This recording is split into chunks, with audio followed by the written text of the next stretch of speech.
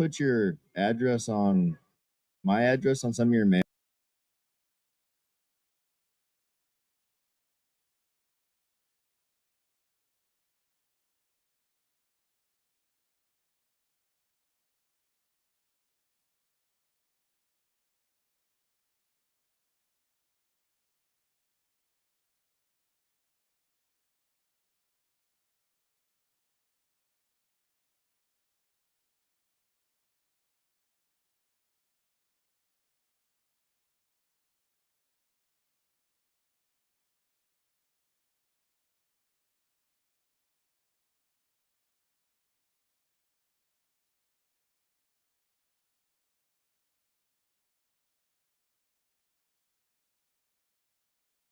We got Sloan Brown. How are you, brother? I'm good, man. Thanks for having me. Good. You are.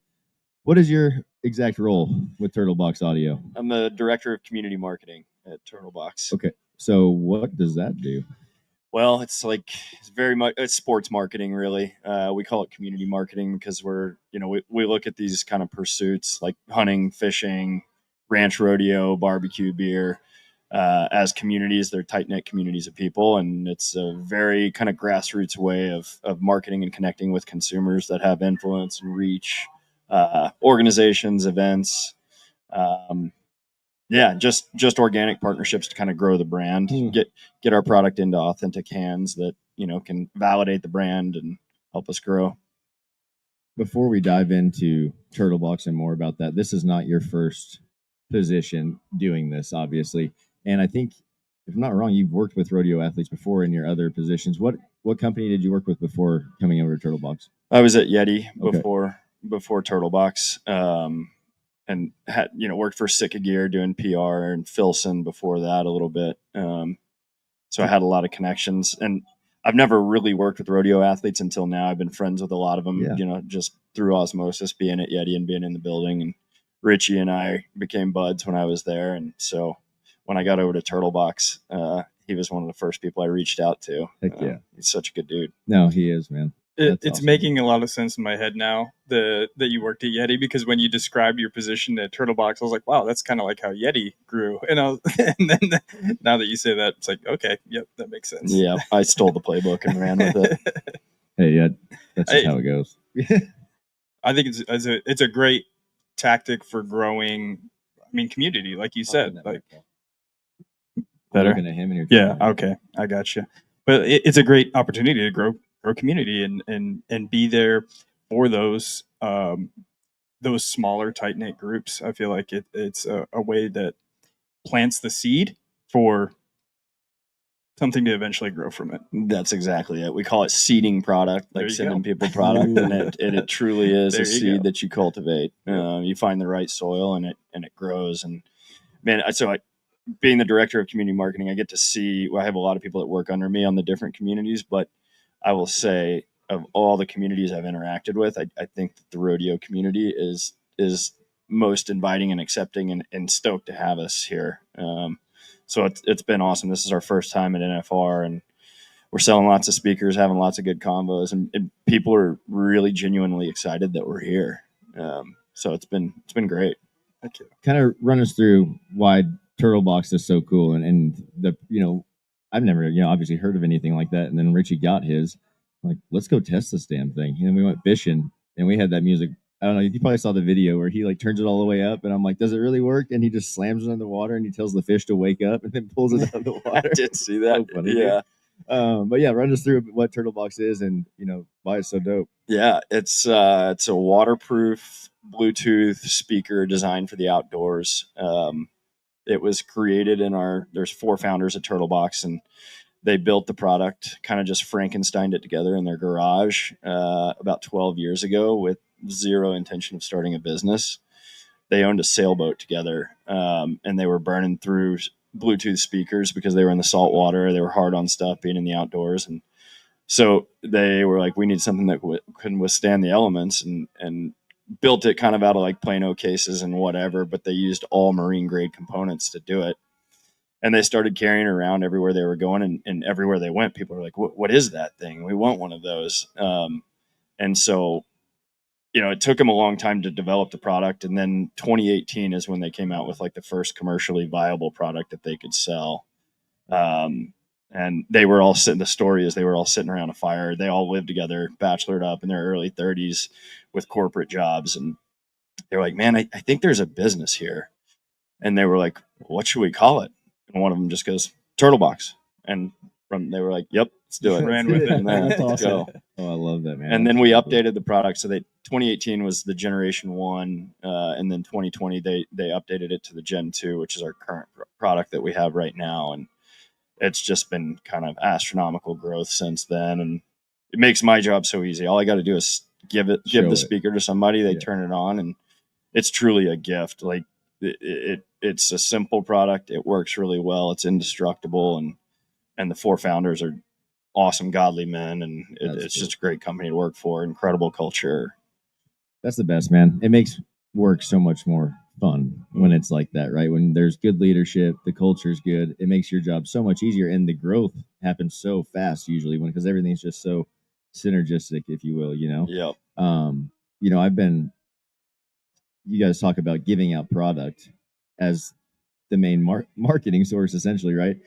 And Richie, when he first got signed up with you guys, he hit up all of us and was like, what's your address? And all of a sudden we were getting turtle boxes. He's like, just try them, like post about them, see what you like.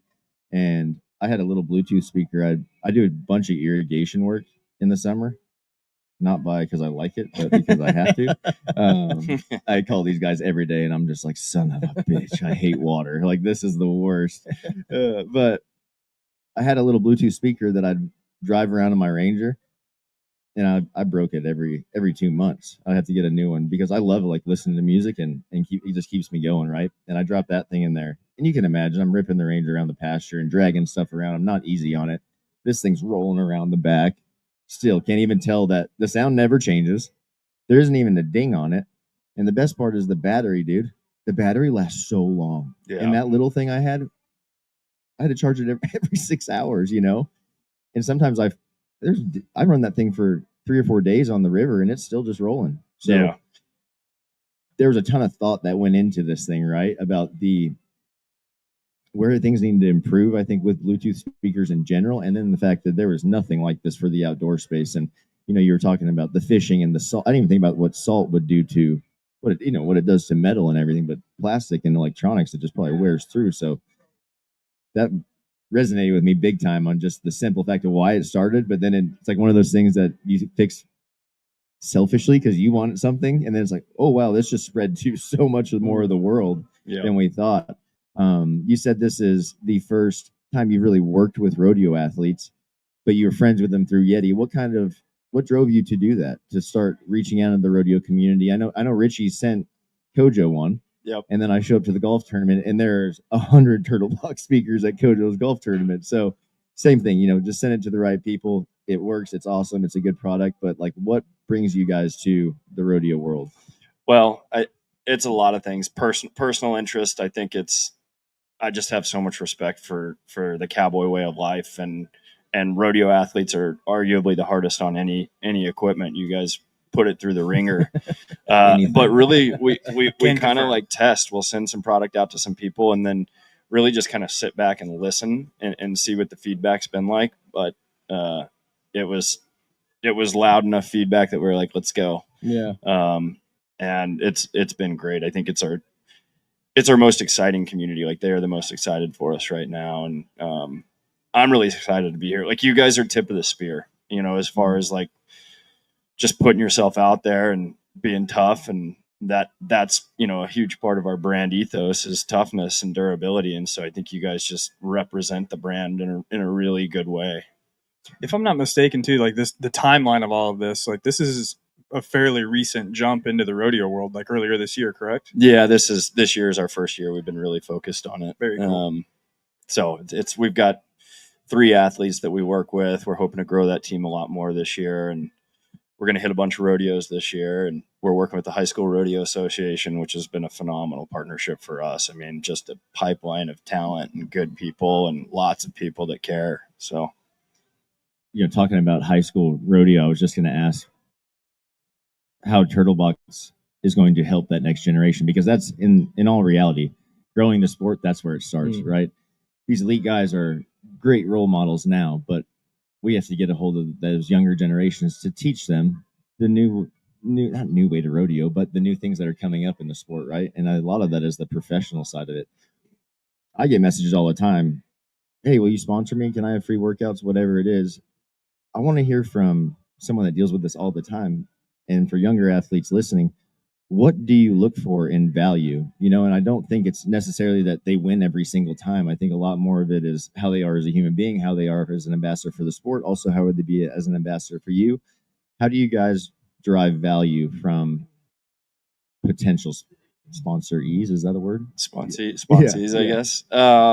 There's a lot of things to it. I think the first filter that we always use is, what do we want to have this guy over to our house and sit around a fire and hang out with him, on a Tuesday night? Is that somebody we want to hang out with? If so, like, come on, let's bring him in. And then authenticity is a big one. How they present themselves, if they're respected. Like, probably the most important thing is, do they command respect in their industry?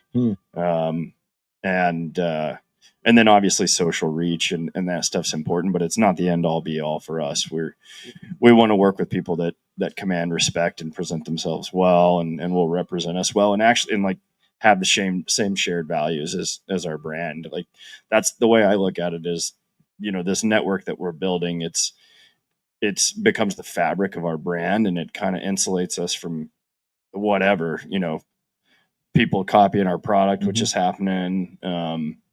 People coming after us saying things, like, that's the fabric that kind of protects you and protects the brand and gives it depth, because people know what Richie stands for. They know what he's about. And if he's got the Turtle Box badge on, they're like, okay, it's an extension of who we are. I'm sure at these higher levels, athletes are giving you some kind of media kit that shows maybe demographics that they're reaching, or however many times that their rodeos will be viewed on television. What are some of the key things that you guys look for besides social media reach, like, that are helpful for determining if, like, this is a good fit? Naturally they're drawn to the product. So for us, music is a big one. How often are they listening to tunes, and is there a connection with the brand and with the product, really, more than anything? I'd say that's a big one for us. How much research do you do on athletes that you're considering to make sure that they are, whatever they are portraying on social media before you even meet them, really, is lining up? I'm always watching, looking for the next young up and comer. But, once you start to get a little bit of a network, it's a lot of like references and checking, hey, is this guy legit? Is this girl cool? And just asking around. Everybody knows each other. It's a pretty small world when you get into it.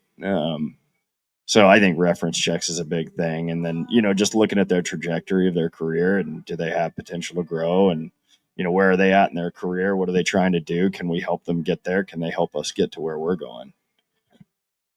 That's perfect, man. That's good.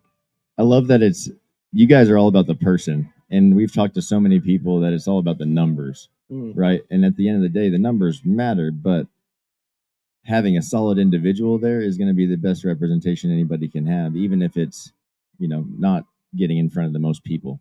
Because in today's world, word of mouth, especially in our business too, that's the number one way to market anything, right? If something works, cool people are involved, I think people are going to buy it. What kind of attention are you guys getting at Cowboy Christmas? It's been awesome. We're kind of on the south end of the hall. And so it's the less primary entrance, but man, we've been doing great. Athletes are coming through. Actually, artists and musicians are really stoked on our brand and our product right now. They're using it when they're on the road and touring. But we've had some people walk up and put their hands up to the speaker thinking it's a space heater. I could totally see that, dude. That's hilarious. There's probably other space heaters in Cowboy Christmas that look similar. So it's been fun conversations, overall pretty low awareness. People they haven't really heard of us yet.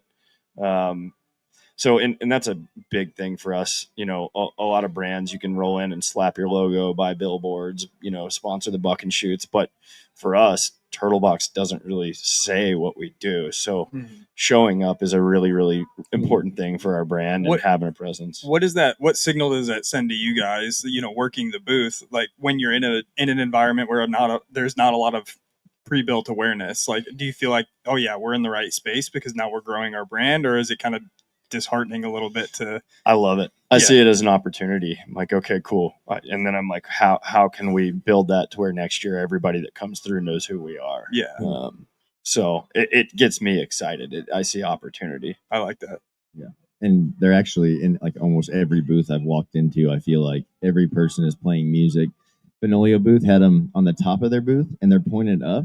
Dude, they sound exactly like surround sound. They told me that. Was it the higher booth that was doing that? Benolio. Okay, that's it. Yeah. Yeah, they had two of them point on each side and it sounded like perfect surround sound coming down. You made a reference to earlier, seeding product is what, and it's like, it's growing over there. The seed that you like, you know what I'm saying? You guys are like, I feel like going to be able to reap a harvest from the time that you've spent at Cowboy Christmas, just in the vendors alone that are using your product all over Cowboy Christmas.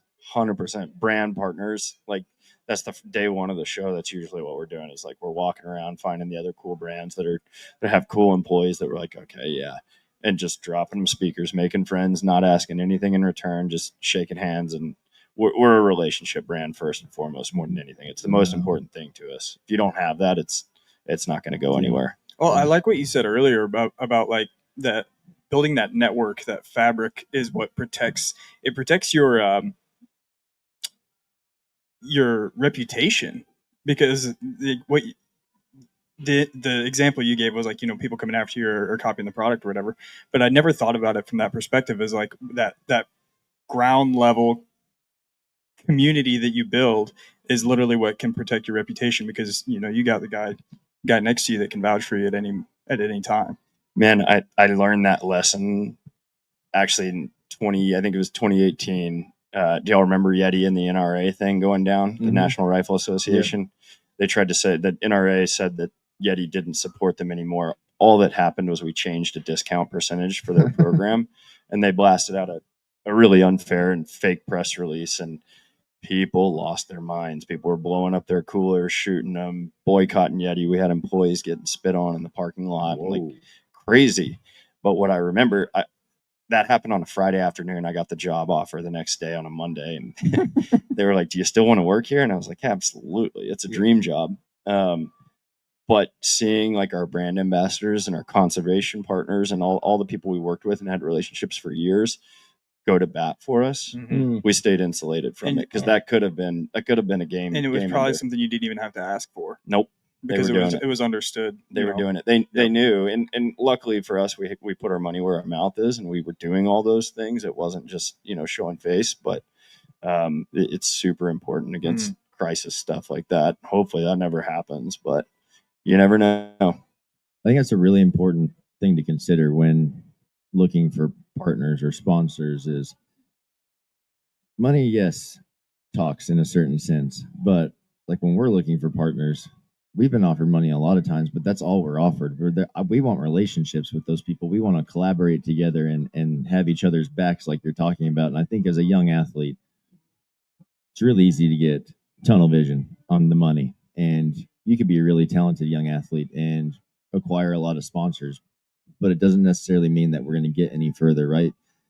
I think about sponsors are part of your team. They should be building you up like your traveling partners are, or like your business partners. And if they're not doing that, it's probably not the best fit for you. But it's hard to say no when you're younger. So when you're talking about the relationships, is the entire time we've been chatting, it's all about the relationships, right? It's so important for me, and like the opposite of red flags. What's that? A green flag. I'm glad you said that. Like, it's because for us as a brand, we're a relatively young brand. We don't have massive budgets yet, so we're looking for the people that are in the same mindset that you just described, that we can't pay huge cash yet. We're just not there, but we'll do everything. We want to be the ultimate supporter of the athlete. I think nobody's done it better than Nike, to be honest, and like really listening to the athlete's voice and empowering them. That may be one of the biggest brands in the world. And I think it's because they take that approach, and they have relationships. I read an article. They have relationships with 1,000 athlete organizations nationwide. Like, you think about the manpower it takes to manage that many relationships with that many. That would be like a WRCA, a PRCA. I mean, those would be 2 of the 16,000 that Nike manages. It's really impressive. Man. On top of like all the individual athlete relationships that they have and the Yep. shoe collaborations and product line collaborations, like holy smokes. Yeah, they're kind of Nike is kind of our North Star in ways, But Do you guys ever have like consumers that have bought a speaker over the course of the last couple of years, and they had something that they were like, man, this is awesome, but like, what about this? Like, you guys get feedback from people and then try to implement that, or like, how does that work? It's actually a huge part of our job as community marketers is to take that feedback and deliver it to the product team. Because the way I see it is, our athletes and our ambassadors are the absolute like tip of the spear consumers. They're the ones putting it through the paces more than anybody else and really pushing the boundaries of sport and lifestyle. And so, yes, we listen. Yeah, you got to be good listeners. I think that's what separates you guys. We also work with Beastmaster Rodeo, and they take all kinds of feedback. They want feedback, and there's not very many rodeo equipment companies that want feedback. And so I think that's one of the things that is going to set you guys apart as you continue to go, is actually like listening to people and then trying to make those changes and implement them. I think that's fantastic. Super important part of the job. Yeah. Yep. All those companies that you just mentioned, Nike, you guys, Nike has, in my opinion, they have the coolest athletic gear because of those collaborations. They don't just trust their designers to do the same thing over and over, right? And a lot of companies don't do that. They just design we're the company, we know what's right. And I think it flops a lot of time. Nike has some dope things. You guys it's such an ego check for the business owner, right? Like, you have to be a humble guy or a humble person to own a successful business, because you have to be able to check it and say, okay, maybe we aren't doing everything the best way we can, and we need to change that. And the best way to do that is to listen to the people that are consuming the product. Yeah, you can get in an echo chamber big time as brands, and I see it happen all the time where you're just inside your walls creating and developing, and you're not taking any external feedback. You're not sending product out for feedback, and all of a sudden, like, people are like, no, you missed the mark on this. But it's a big part. Yeah. I mean, right now we're testing a bunch of new products that we're launching the next few months, getting feedback, seeing what's going on from tip of the spear athletes and ambassadors. It's cool. What can you talk about any of the new stuff you guys are developing? Yeah, let's hear about it. Yeah, it's exciting. So we have in January, I think, a little bit of a moving target, but we'll have a bigger speaker. It actually looks the exact same as our current one, but it's a 10-inch sub. And then we've got a smaller one. Oh man, the 10. We're calling it the little Grande. one bumps already. Like, I can't turn it up all the way in my garage, so it's too loud. But it sounds so good. I can't even imagine what that thing sounds like. It's like truly pro level audio. And then we've got a small one that's coming out, and it'll be like a month after the big one, but it's about the size of a Yeti water bottle, and it's got 2 magnets on the back of it, so you can slap it up against a horse trailer, bumper, golf cart, bike. That's so cool. And the coolest part is that once this new update comes, you'll be able to click them into what we're calling party mode, where they can all connect, because right now you can only connect 2. I saw that, dude. Yeah. That's so cool. We don't have 2, but I saw that you could do it on ours, and I was like, that would be it. You could light up an arena with these things. Like, we were just out at the 4.6s shooting a commercial for the new one, and they've got a pretty big roping arena out there, and it's pushing sound all the way to the end, no problem. We're gonna need to get one of those big ones for the OPA. Maybe 3 or 4. Yeah. Dude, we're always looking for speakers out there, and it always dies halfway through our day when we're bucking horses, and that would be a game changer. I'll definitely get y'all set up. It'd be cool. So much of the music is so important. Yeah. During, I think, any kind of event like that, but especially even when we're practicing or whatever, silence is not fun when you're in an intense situation like that. And I feel like when we have music on, it just sets the mood, as always. Music's been a huge part of my life forever, man. I've been obsessed with music. In my first grade talent show, I sang the Pure Country theme song. Nice. Yeah. Can we get a little preview of it? Yeah, I'm sure my mom has pictures somewhere. That's probably only because the Frozen movie wasn't out yet. That would have been his choice. I was pretty obsessed with Little Mermaid too, so that's like the Frozen of my time. Yeah. But no, it's just so cool, man. The development of these things is so dope. And talking about the little ones that we can attach to our horse trailers, you guys are thinking about the Western person. Yep. When you're designing things, and that's all we can ask for. I mean, luckily everybody loves music, so I If mean, you don't, I don't trust you. truly, Seriously, something's wrong. It's like, Yeah. you don't like steak. That's just un-American. It'll be cool because we're kind of like starting to become kind of the Sonos of the outdoors, and like creating systems and stuff. It's going to be a fun ride. Are there any like parallels to the different markets you shoot towards in your like demographics, if you will? Like, so you have hunting, you have fishing, you have rodeo. Do you notice similarities in all three of those types of people at all? Like, they like to do intense things, or I don't know. You guys, you cowboys are a little bit more intense than the rest of them, I think. But I mean, the biggest thing is that everybody loves music. It's the universal language. But outdoors, like anything outdoors, that's where we play and that's where we try to shine. But and being able to bring the music outdoors is like pretty cool, man. well, just like it's a lot like there's a few senses that take you back. Like smell will take you back on certain things, but when you hear a song that hits you at the right time, it'll also take you back there, and that's a pretty cool thing, Waterworks, right? Yeah. Oh no, it's awesome, man. It's awesome. We can't thank you enough for being on here today and kind of filling us in. We'll have you guys on for like a full in-depth episode, and we'll kind of chat about everything. And I'm excited, so excited for you guys and for what you're doing for the sport. And hopefully, I think you guys you don't know it, but you're setting an example for other companies that want to get into this industry and really had no connections besides they're good people and I want to help them. That's a huge compliment. Thank you for saying that. Absolutely, man. And thanks for having us on. Dude, absolutely. This has been great. Check out Turtlebox Audio. What's the website? turtleboxaudio.com. Hey, and if you're coming back down to Houston, if y'all are rodeoing, y'all got to swing by the office. It's a vibe there. Oh, we definitely will. Yeah, it was just like a shitty garage that they've kind of converted, and now it's growing so much. We've knocked down all the walls and we're expanding. We're about to outgrow it, but there's a gym in there. There's a golf simulator. We're doing concerts there all the time. Like you walk in and it's exactly it's our group fun. trip. Yeah, we're booking flights right now. Come on. We should just go down for the rodeo. Yeah. Yep. Yeah. Boom. Come on. We'll throw a party probably. We'll do something. Yeah, For you.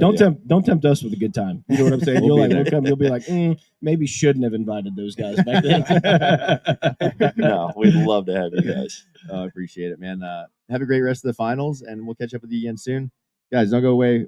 We got Heidi Foy coming on, Bullfrog Creative. If you want to find out about college scholarships, college coaching, recruiting, we're about to talk about it all.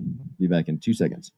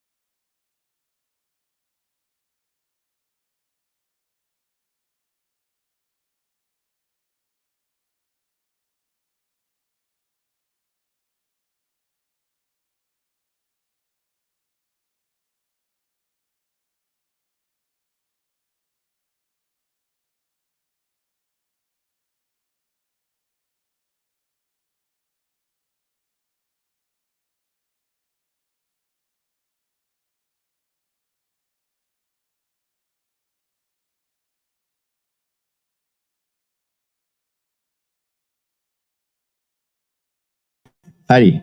Hi. We're stoked to have you. How are you? I'm so excited to be here. And your first time ever.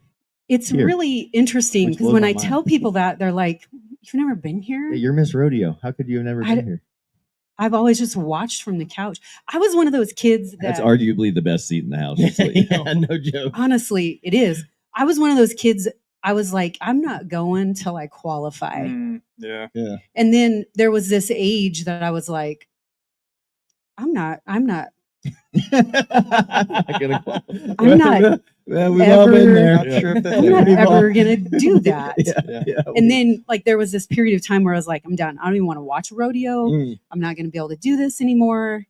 So that was, I kind of like bounced out of that funk probably like 2008, 2009. And then I started kind of getting back into it. But yeah, there was that time period was like, I'm done. I'm going to go do something else. Mhm. And I couldn't, it was like not a good comparison. It was like a car accident. I could not look away. Mhm. And so I got sucked back in. But there's a purpose, right? There's a purpose for all that. So I didn't really know where I was going to go or what, but I knew that I wanted to be involved. So it kind of just took me a little while. Well, I know we're glad that you got sucked back in. Yeah, you're doing some really big things, and you've been a supporter of us since we started. So Yes. thank you for always being there. We for were us. talking about that. Was it the NFR hangover was a 2 years ago, 3 years ago. accident You were on during that. 2020? 2 years ago. Yeah. It was 2 years ago because it was the year that we podcasted in your hotel in my room. Yeah. Yes. Yeah. Yep. And we had So- to be up at 7, and that's when I was still drinking a lot, and I was in bad shape. Listen, we don't start that show at I 8 was o'clock Vegas rough. time anymore. That's a good idea. That started this year. Yeah. yeah. Yeah. Learning. Yeah, when she from my When- examples. when she had When to be I- here in Vegas Yeah. on Vegas time. No. What time is it? Yeah, those guys will be fine. That's Oh, funny. Yeah. that's funny. We'll talk. You do have a different purpose than I making do. the NFR. Hold on, I want to touch on something because we talk about this all the time, and we have athletes that have the same mindset. And Davis was one of them. One of our students. He came to our. He's been a client of mine for a while. He's an absolute workhorse. He does not miss. Came to our school, and he said, "I'm not going because I'm not going till I make it." And we've talked about for a long time. You've got to go see it. How can you visualize being there if you don't know what it If you don't feels know what like it to looks be like. in that arena and the energy and It is not just another rodeo. People are like, well, it's just another rodeo. And Yeah. the energy inside that building is unlike anything you will ever experience at any other rodeo anywhere in the world. You have to go experience the energy so that you know what to expect when Well, I you think get there. especially as an athlete, Mm. because if you don't, then you do get there and it almost would blow your mind Mhm. because you have an experience, you don't know what it's like. And then, I mean, you guys talk about the mental game. We talk about the mental game inside the portal a lot, but that's just kind of one of the boxes you've got to be able to wrap your mind around for sure. you just mentioned the portal. Let's get into Yes. what you do, what you've created. Bullfrog Creative. What is this? So I'll tell a little backstory. In 2020, when everything took a dive, I had one rodeo coach in particular reach out from Mitchell Tech and say, like, he Facebooked, I need to do an infomercial about my rodeo program, and that was it. That's what sparked the entire everything. And I was like, okay, I can do that. Also, the fact that I'm the tech in all of this is laughable. It's so I get it. I laughable. know the So feeling. I'm the tech person. Sorry about that. But I had already been doing Zoom for my real estate career. And so I said, all right, let's go get on Zoom. We'll live stream it and answer questions, whoever wants to know about your program. And that one turned into 3 colleges a week for 3 to 6 months in 2020. And then my life got busy, kids at home and all that. So we knocked back down to once a week, but it really has not stopped since then. I did my first kind of consult with a family the fall of 2020. You know, the family's from Atlanta, Georgia. She had only done NBHA rodeos and really just didn't know how to kind of cross over. Didn't really know how to explain to coaches how she could still compete in rodeo, having not really been able to attend rodeos. And so that was the first ever one. Really great story. I got an opportunity to meet her and her family face to face last night, which was amazing because I'd been talking to them for 5 years now. So kind of came full circle for me, but that's where it started. And I did an interview. I won't plug colleges because I try not to pick favorites. It's hard, but I did an interview. And at the end of that interview, I started questioning my own recruiting process. Like, I didn't even know about that school. Yeah. If I would have known about, would I have chosen differently? Would I have gone somewhere else? And then it just kind of exploded from there. Who else is making these decisions without having all the information in front of us? Everybody. Everyone. Yeah. Yep. Yes. It's my best friend went here. She got me a scholarship. I went there. And I'm pleased with my career. It went well. I qualified. I think I was successful in college. And I still didn't make the best decision. Yeah. So that's kind of where everything blew up. Yeah, and rodeo forever has been a sport. No one even knew college rodeo existed. If you talk to the normal person, they have no clue that college rodeo is a thing, that you can compete, that you can win money, that you can continue to professional rodeo, Pay for and your college rodeo. school. Yeah, get a scholarship. There's a million, and it doesn't have to be just a rodeo scholarship, right? You Yes. have every single thing available, and that's what this platform does: is provides the students, the coaches, and most importantly, the parents Yes. with the tools that they need to pick the right college. And we talk to athletes all the time. Where should I go?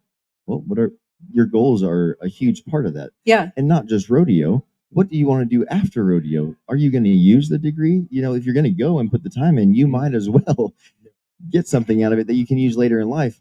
Because we talk about this regularly, rodeo is not going to last forever. Even if you want it to. And you talked about, that kind of depression that you went in when it was done, and you realized you weren't going to accomplish the goal that you had your entire life. So many people go through that. I went through that, and you push away. That's something that we don't see on the front end as competitors. Is like, that's kind of the inevitable. Like, that's more than likely going to happen to you at some point in time. The chances of you actually making the NFL are quite slim. But and that's so real. Yeah. That's the realest thing we've said all week. The chances of you making the NFL legitimately, like 1%, 2%, really. I mean, it's that sweet spot. It's just like my son, bless his little heart, he's 10. He wants to play NFL football. And I'm not going to tell him. Yeah. I'm not going to tell him. Yep. I mean, he's 10. I'm going to, all right, let's go work out. Let's go Yep. run to the end of the road and back. I'll wait here. And but I'm not going to tell him that. I mean, it's very similar in comparison. And I would say even more like just the cull of athletes between high school rodeo and college rodeo Yeah. is even bigger. Yeah, if you just look at like the high school finals, 1,500 kids make like the national high school finals, and then you go down to the college finals where you have like, what 300? Maybe if ties and all, maybe 4, but yeah, maybe so maybe 400. So you go from 1,500 to 400, right? So and you just think about that. 65% of the field is gone. Yeah, you just think about that progression, and then now you're going to make it to the NFR, which if you're in your event 15. So like just the odds are not necessarily in your They're really favor. not. So it's so important to think about what is it that you want to do later on, and how can you go to college and actually get some value from it. I had a conversation with one of your athletes actually yesterday here, and he was saying, what's that? I said, Yeah, all good. But he was asking me just kind of on a whim. We met, and what do you do? And so I'm telling him, and he tells me, I got 2 choices. And I said, well, I'm going to take a pretty non-traditional approach, and I'm going to ask you 2 questions. I didn't even have to ask the second question. What do you want your experience to look like? And just with that question, it narrowed his search down tremendously. And he was able to say, well, I really would benefit from some one-on-one coaching. You can think right now, you can already cross out some colleges that you're not getting one-on-one coaching from. And one of them was on his list. And I'm like, okay, well, that's a great program. That's a huge team. You are not going to get one-on-one coaching there. Yeah. But they don't necessarily correlate. This doesn't make sense to me. They don't necessarily correlate what their goals are and what they want their experience to be with the coach or the college that they pick. That's exactly right. And there's a huge disconnect there. We got kids going to the wrong places, and they stay because that's where they went. That's where they chose. The other big motivating factor I found for kids is it comes down to this right here. And it's like an ego thing, in that like I want to be able to tell everybody that I got a full ride to go to college. I'm going to a place in which I'm not actually going to become a better human being or an athlete. However, they're giving me They're giving me all the money. But you also help them realize that there are other financial opportunities, correct, outside of rodeo scholarships. So I stumbled upon a podcast that publishes just a scholarship every day.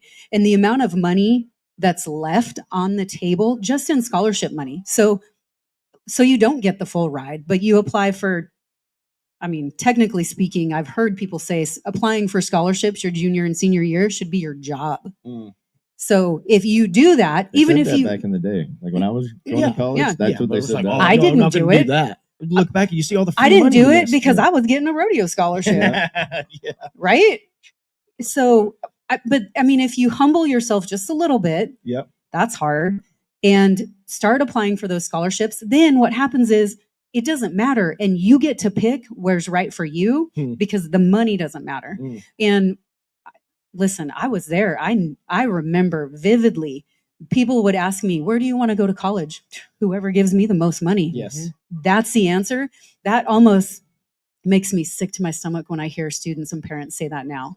And I mean, I get it. I understand. And I also didn't know the depth of how much money was out there. So that's kind of I'm here to tell you that I'd really like to see you not make the decision based on that. And here's why. Here's all of these scholarships that you can apply for. I feel like I didn't understand the depth of how much it was going to cost. And that was, I wasn't very motivated to fill out those scholarships. I think you're right. But now though. on the back end, I'm like, I see it every day when I look at those statements. And I'm like, when you write that check every month. Yeah.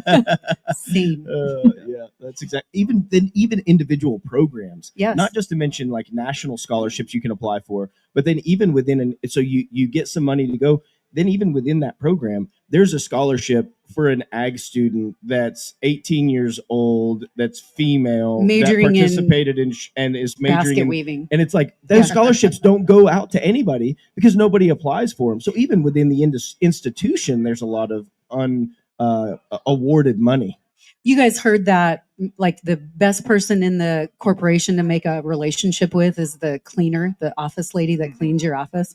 I would say the best person to make a relationship with at your college is the financial aid department. Absolutely. Because if you do, they're going to see a scholarship roll across their desk and they're going to think of you. Yes. Like you almost don't even have to do anything because they're going to call me like, hey, this just came out. You qualify for this. Give me your stuff. Yep. Perfect. I want to start like walking through Yes. all this because this is like We're all the things we're talking talking- about. They're in your portal. So Yeah. walk us through what the portal does, where they can find these scholarships. College coaches can find athletes. Athletes Yes. can post runs. They can be recruited in one place. Yeah. And the number one thing we hear all the time is, how do you even get a college coach to look at you? And unless you're going to a clinic or a school that's having them come, or you're reaching out to them, or you're already winning those Yeah. national titles, Yeah. which, we talked about this last time you guys had me on the show. If they're not winning a national title, coaches don't have time to recruit. I mean, it's just the honest to God truth. Many of them have a full-time job, and this is their volunteer position. And even those that are paid, they don't have time to travel. So this really, the vision is that this is kind of, you've heard of the portal. I started calling it the portal because it's really easy. We know about the portal for NCAA sports. So this is the portal for all things college rodeo. So the website is bullfrogrecruiting.com. I did a name change just because it just wasn't quite clear what Bullfrog Creatives was. And so bullfrogrecruiting.com, there's tons of information on there how to get to the portal itself. It is subscription based, but I'll tell you, even if you just want to look there, you could spend an entire Saturday or Sunday looking at the free resources. Every college coach interview that I've done since 2020, 21, 22, just prior to the portal launching, all of that is in the free section. So, if you just want to get a taste of what a college is offering, or maybe you want to know what the personality is of a coach, which also still important, you have to get along with these guys. It's in that free section. You are able to create your athlete profile in that free section. Kind of where the rubber hits the road is in those subscriptions. Of course, there's kind of a parent space where parents can come in. That's that first basic tier of subscription, and they can ask questions. I think a lot of times that the kids aren't sure about the journey because the parents don't know. I mean, I also was a first generation college attendee graduate, and we didn't know. My brother went to college, but his recruiting situation looked very, very much like mine. And so if we can answer questions of parents, then the parents know how to kind of guide their kids along the way. So that basic subscription is for more geared towards younger students or parents. And then I really like the next section, that's that kind of the VIP recruiting, the searchable directory. So once you get in that VIP space, your profile then becomes searchable for students, for coaches, and then the same for those coaches. So when you fill your portal out, I say this to everybody that comes in, you will get out what you put in. If you're going to sign up, and never come back, you are not going to be found. Mm-hmm. If you sign up and you add your picture and you fill out your bio and your headline and give us some background, where you want to go to school, what region, maybe you don't know, so select all of them. You know, what events do you compete in? Oh, amenities, which is a very wide range. You know, that could be indoor arena, outdoor arenas, practice stock. Do I have access to a gym? Is there a personal trainer? Do I have, for me, it was, is there an athletic trainer? I need that. You know, but it also gets those students thinking about, oh, these are, I would say most of them don't even know these are options. So it kind of gets them thinking too about what their options are. And then just like you said, there's 3 or 4 places to add competition links. And we talk about, because most students don't put anything there because they don't know what to put there. So we talk about that in the, you know, in the portal too. Like what should your profile look like? And what information do you want to put out there for those coaches to find? And the same thing I would say with the coaches. I've got coaches that have committed to being in the portal as well, but they don't ever come back and complete their profile. And I get it. You know, we're all busy. I get it. But it's only going to work if you put a little bit of effort in. And I would say my goal has always been about, it's always been about building relationships for me. And not just about, you know, connecting the student with the coach, because I think that's already what's going on. You know, in the long run, they're getting the connection. They're just not really building that relationship in advance to know if it's the right connection. And so coaches are going to be able to kind of, I mean, I think you have kind of coined it like the social media for college rodeo. Coaches are going to be able to sit back and watch how students are interacting, and if they're interacting and what they're saying and how they're portraying themselves. And on the same token, students are going to be able to watch the interviews that I do with coaches. And, you know, the one question that I ask that kind of stumps the coaches is, what's your coaching philosophy? And I can like hear the deer in the headlights because they're like, we go to practice. So I think, you know, on the other side for coaches, I'm trying to raise the bar for our coaches. Say the evolution isn't just happening with the rodeo athletes and coming into college. It needs to be happening at a much more foundational level with the actual program and the coach. And if they can't answer that question, like, that is bothersome to me, because as a coach, even if you're not coaching an elite team, you should have a mission. You still have some type of philosophy or goal, or and there haven't been very many coaches that are in that portal that can't answer that question, to be honest. But, you know, and I think college rodeo, but rodeo in particular, and you guys know this is one of very few industries that doesn't have a professional development piece to it. I mean, athletes are continuously on that kind of professional development track. But when you look at our rodeo coaches, man, we're just getting by. And I don't want to say that with any negative connotation, because there are very recent seasons of my own life where I'm just getting by. So I think that there's no judgment with that. We're ready. This industry is ready to step it up. Yep. And, you know, we talked on the show this morning about, if we want to see athletes at this level, at the NFR level, step it up and carry themselves better and, you know, check that good human box, we have to start a little bit earlier. And that, you know, that starts with our junior rodeo contestants and our high school contestants and our collegiate athletes. So Heidi, what you've created is really, it's made it easy for the coach and the student athlete to stand out in a crowded world. Like, you know, we had Sloan Brown on earlier. You know, he was talking about with the sponsorships, like, they're always watching on social media, and you might think, well, like, how the heck do I stand out on social media? Yeah. That's a very flooded place to try to make your mark. Yeah, absolutely. Very similar. Inside of a very niche college rodeo portal, if that is your goal, to go to college rodeo, all you have to do is do the work. Yeah. Follow the steps to what you've laid out. Yeah. Follow the instructions, participate, and you can easily stand, you know, head and shoulders above anybody else, whether you're a coach or an athlete. Yeah. Well, and I think on the coaches side, we've been having a lot of conversations about recruiting people. Obviously we want to win a national championship as a coach, right? That's your goal. Let's get right down to the money. That's how you keep your program going in the eyes of the college, where you're bringing you're bringing enrollments in, you're bringing that money in, and you're shedding positive light on the college. So we understand that we want to get national champions, but let's also talk about what that student athlete is going to bring outside of the arena. Yeah. You know, and I talk to all students, not just, you know, maybe I talk to some students that don't particularly shine inside the arena, like they're not winning the national titles, they're not going to come in first. They might be on the points team, but they're probably not going to win every weekend. But maybe that student has run social media, or maybe they had to sell sponsorships for their high school program. You know, those are all goals or things, I would say skills yeah. that rodeo coach can tap into. And that's worth as much for their program as being able to win that national title. Build the culture and the championships will come. And you, if you get a championship by just recruiting the most talented guys, you are literally recruiting problems.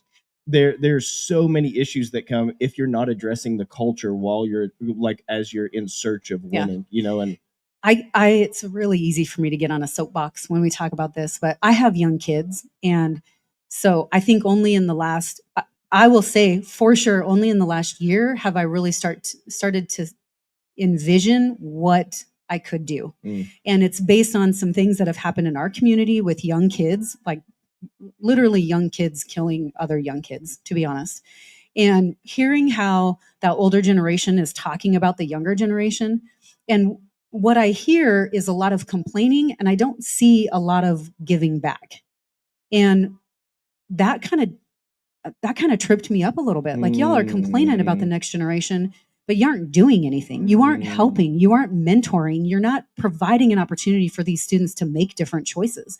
And getting right down to it, like, we know that the human brain is not fully developed until 28.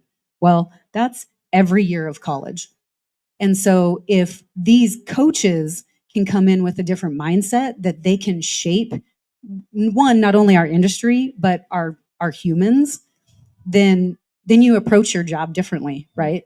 Because you can talk to them about life choices and just being a good human. Yeah. And I think that, I mean, there's a lot. That's a large goal. As I'm talking, I'm like, oh my gosh, you're trying to change the world here. Come on. Yeah. But I mean, let's have it, because we have this entitled generation and nobody likes it, but also nobody is doing anything different. Yeah. There's a small chance they'll go on to win a national championship or make the NFR. There's a very large chance that they're going to be somebody's employee. They're going to be somebody's husband or wife, somebody's dad or mom, right? Like, that's for sure going to happen. And that should be priority number one. And then if we can do some winning along the way, great. Yep. Yeah.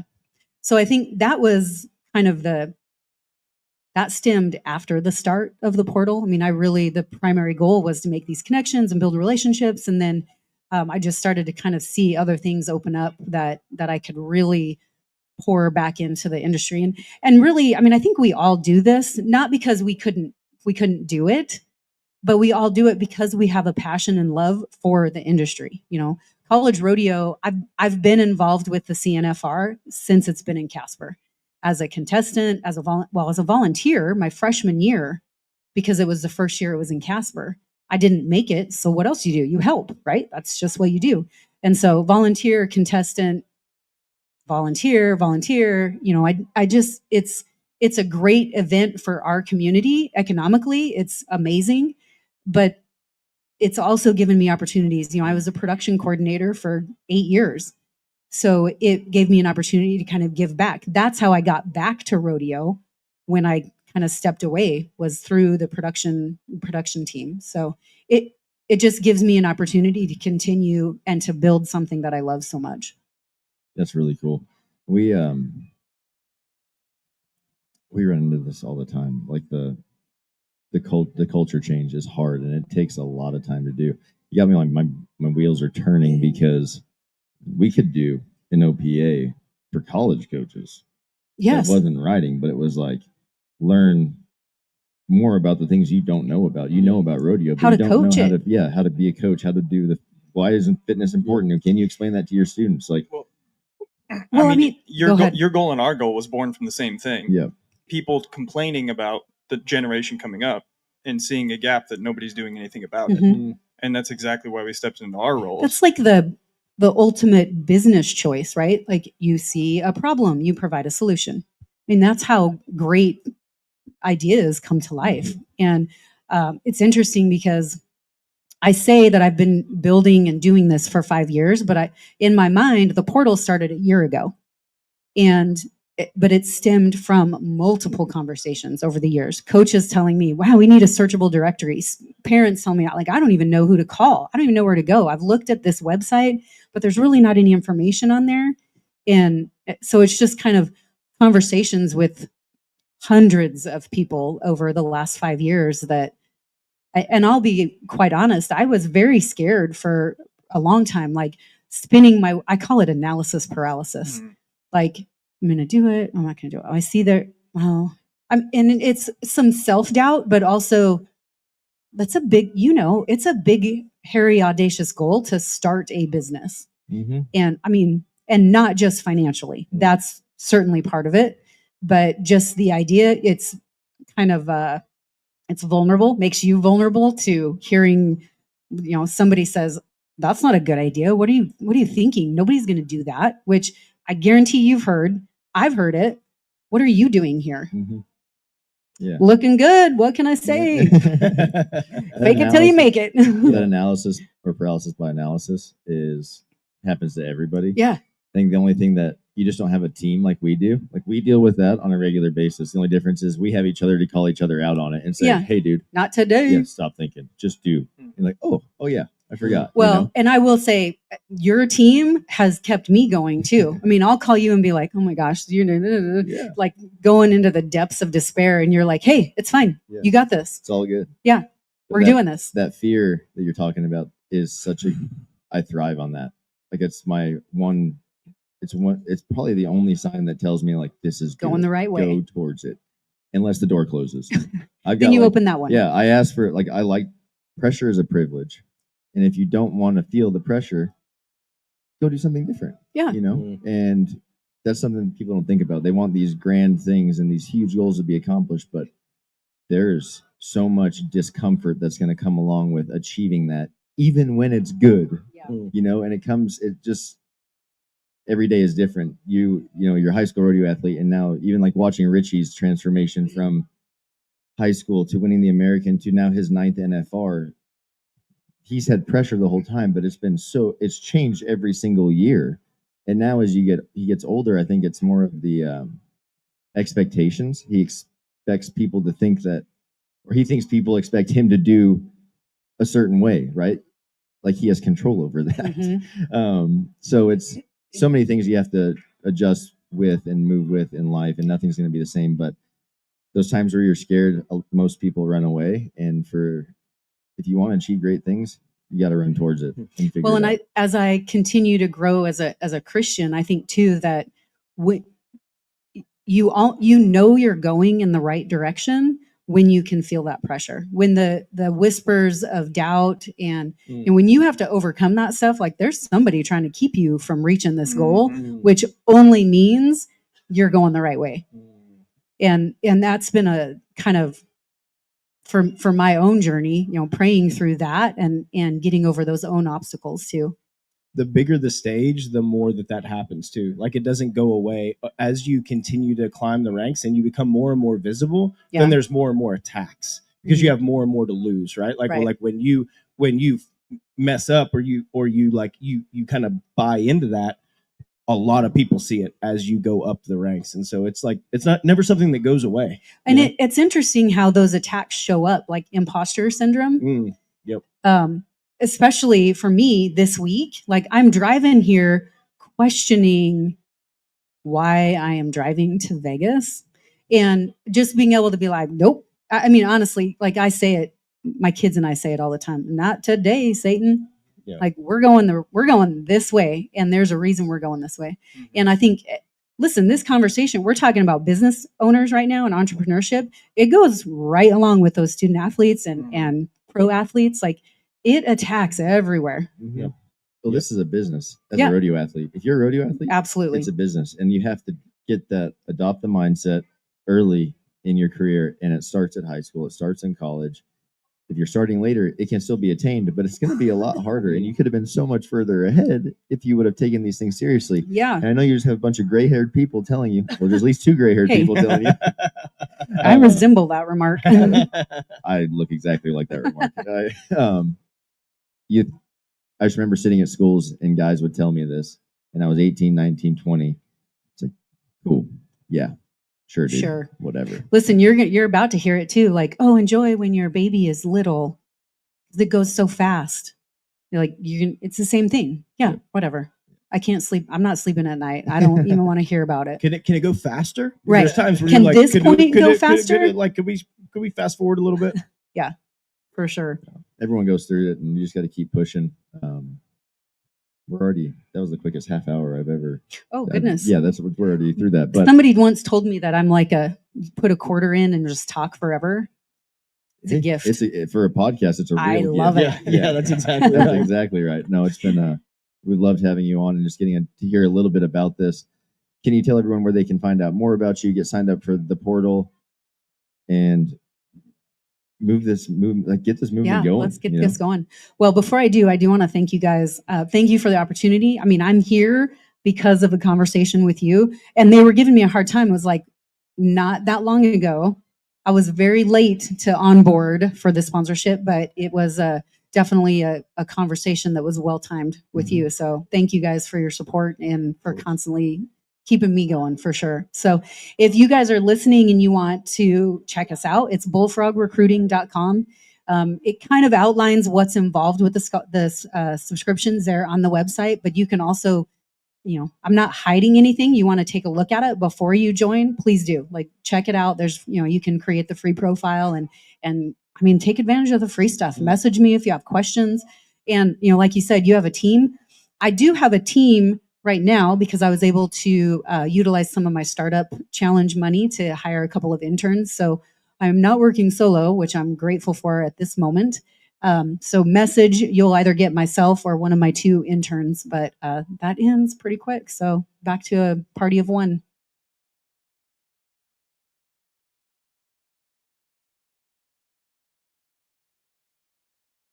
College rodeo and the progression of that. And all you college rodeo coaches, this is a must have for your recruiting game. It doesn't get any easier. I know that we like to not Change do is easy hard. things, but yeah. Change is tough, hard. yeah. We know that. I promise I will hold your hand and skip right along with you. Mm-hmm. And we would not be promoting it if it wasn't worth it. That's the biggest thing is the bang for your buck it's priceless. Yeah. So Heidi, thank you so much. Thank you guys. Thank you guys for listening, and we will be back with our last episode tomorrow for our live round. Is that wild? We're already almost through 10. Fast. We've got the one and only Skip Ransom tomorrow morning. One of our good friends. I don't even know what will be said on that show. I was just thinking that. Guys, until tomorrow. We'll catch you later.